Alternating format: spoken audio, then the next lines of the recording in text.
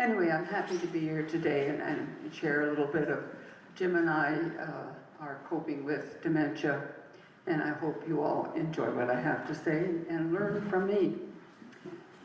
Inspiration for this talk came actually a couple of years ago when Ryan Gunther spoke at UUC, and he was so honest and down to earth, and I decided then it was time to bring dementia out into the open.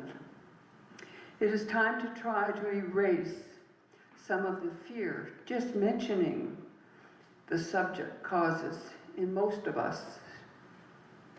My resource material came from a Time magazine titled The Science of Alzheimer's, plus a couple of books.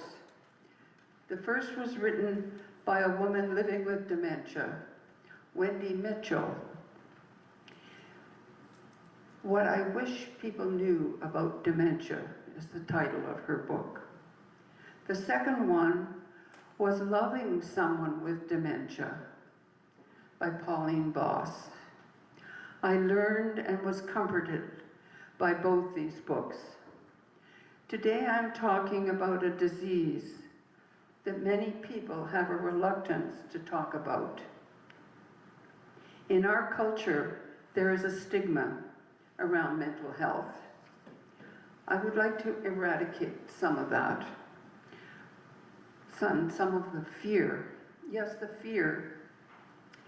The number of Canadians with dementia is expected to triple by 2050. That is from 597,000 today in our country to 1.7 million. Alzheimer's is the most common age-related dementia, which is an umbrella term for a variety of cognitive struggles, from memory loss and confusion that impair day-to-day life. About 1 in 10 adults over 65 has dementia. 2 out of 3 patients are women. This is because women tend to live longer than men, and dementia increases dramatically with age. It is called a memory-robbing disease. Most of us will eventually become either a caregiver or a care receiver. There is definitely a stigma surrounding this disease. Surveys consistently show that people of all ages are universally afraid of developing this condition. Unlike diseases like cancer and heart disease, people don't want to talk about a degenerative brain disorder. Don't be defeated by dementia. With serious disease, people are expected to die. But with dementia, it is not so simple. Dementia can be lived with for decades. This is where the term ambiguous loss comes in. Certain things are lost, but other things are not lost. I remember how when I first heard the words ambiguous loss, that the illness dementia started to make some sense to me. Dementia robs people a little bit at a time and can begin as early as in their 40s or 50s. Living with this lack of clarity is very stressful. The caregiver must find meaning in the word ambiguity instead of fighting it. The challenge when someone you love has dementia is to balance control with acceptance, not an easy task. For most people, a close relationship is a balance of shared responsibilities with clear boundaries. With dementia, all that must change. Jim and I have been pretty private about what we are struggling with for too long. We don't have cancer. We don't have heart disease. We are living with dementia.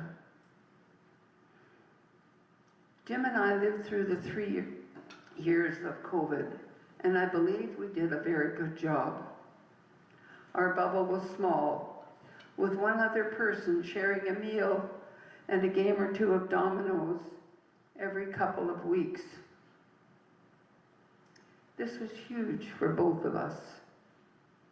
I felt supported during those dates. There is a chapter in Pauline Boss's book about rituals, gatherings, etc. There are many rituals to help us make sense of a death, but there are virtually none to mourn the losses that come with dementia. That is someone who is still alive. Living with dementia, one loses little bits at a time. Every day I wonder, what next? As the changes are relentless.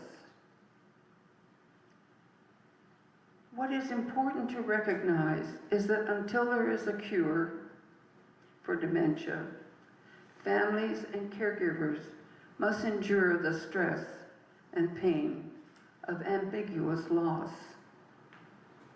Pauline Boss says, when you are living with an illness or condition that has as yet no cure, hope lies in one's perception and ability to change. She calls this creative adaptation, seeing oneself and one's situation in a new light can open doors. I have met new people at the same time as supporting Jim. This has been good. One's perception of ambiguity becomes less frightening. We have to work hard to counteract the stigma against dementia. People sometimes ask, what can I do? One can help by simply being a friend and offering to do what is comfortable for them. A phone call, a walk. One couple before COVID took Jim for a couple of drives. It was a win-win time for them and for us. Small things can make a big difference. Quoting Pauline again, regardless of its cause, dementia's ambiguous loss can debilitate the most healthiest among us. Unlike a death, you come to realize that life is now dramatically altered. Your loss is great, but there's no sympathy card. No one sits Shiva or holds awake. Instead, there is a lonely and often misunderstood mourning, a chronic sadness with an indefinite beginning and an indefinite end. Losses continue to grow over time with dementia. So both the coping and grieving processes are ongoing. I invite each of you to think about how you would cope with the ambiguity of dementia. Can you be calm with so much uncertainty? I personally, after many years, am getting better at doing this. Calmness is a big help for both Jim and I.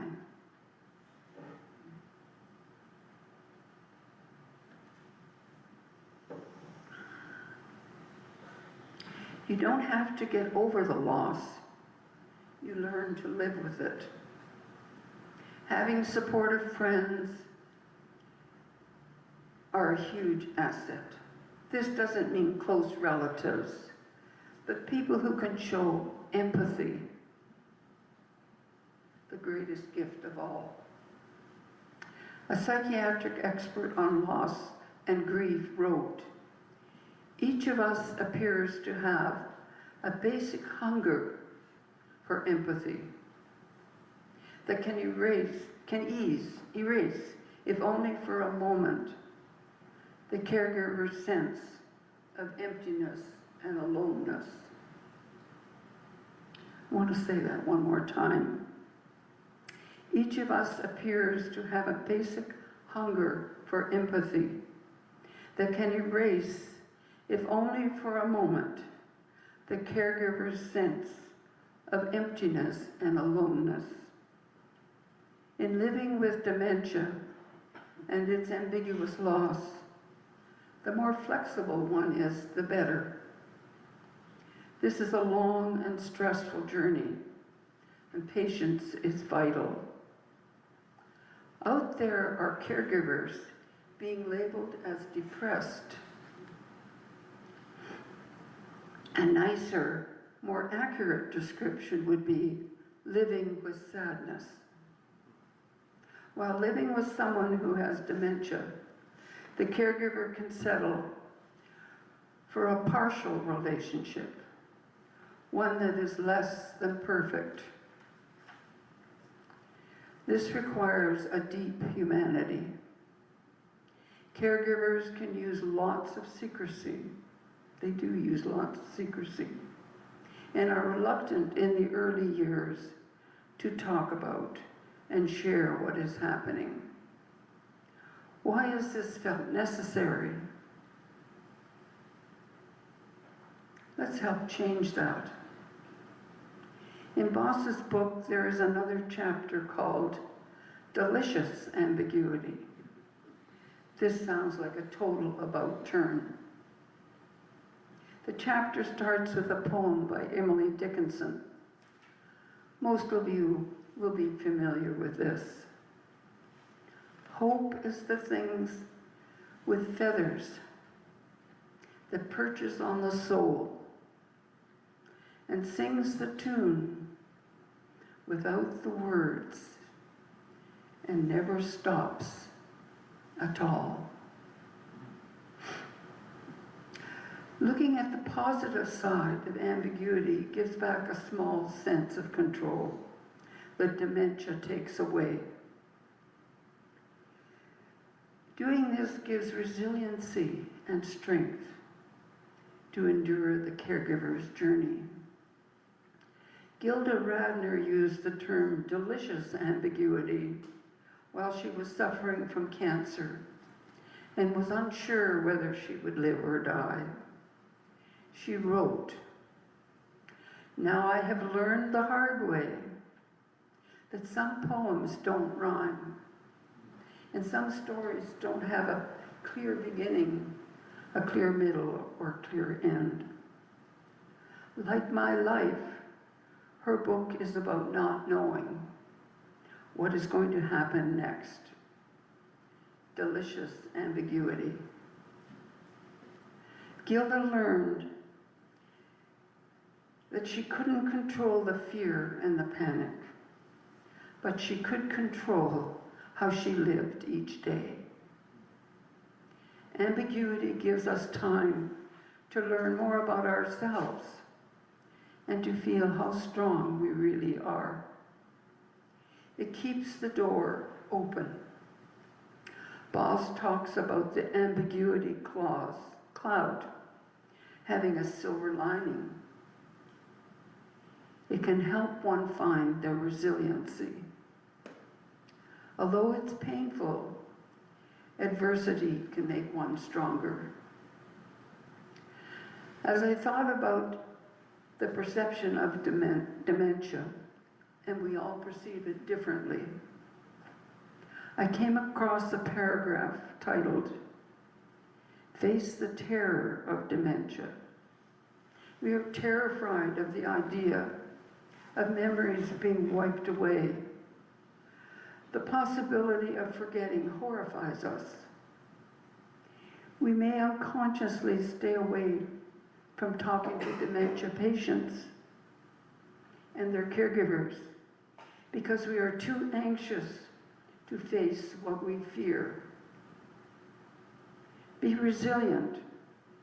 Decide to see some good, not just the bad in the dementia and its ambiguity. Find a friend, a neighbor, or a family member who can benefit from your kindness and caring. It is not helpful to be left alone. I would invite you to step forward without fear when you suspect someone is coping with dementia. A loving relationship is both painful and pleasant.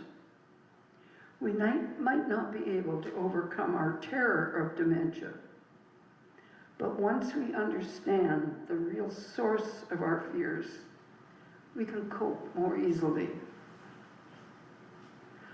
My concluding words on this subject are from the last chapter in Pauline Boss's book, The Good Enough Relationship.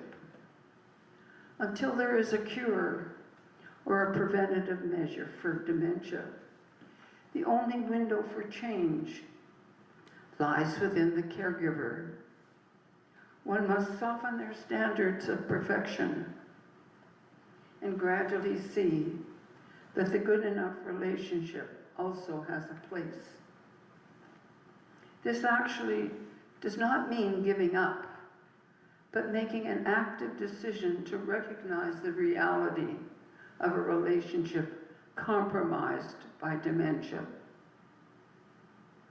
We can all try to look at this disease in this way and find the empathy to care and learn and assist. Don't be afraid.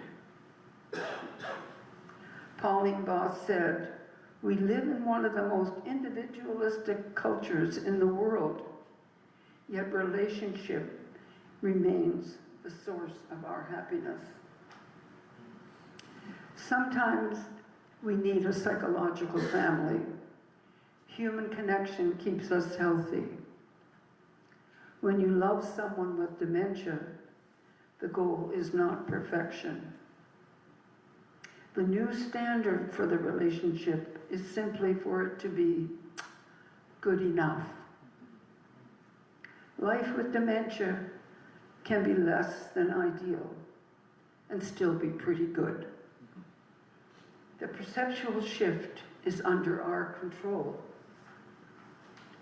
I hope my descriptions and quotations have helped some of you feel more comfortable with the word dementia. Don't be afraid to talk about it to the patients, to their caregivers, and to each other. This disease is not contagious, but we can all help to make the journey less stressful by lending an ear or a hand. Thank you.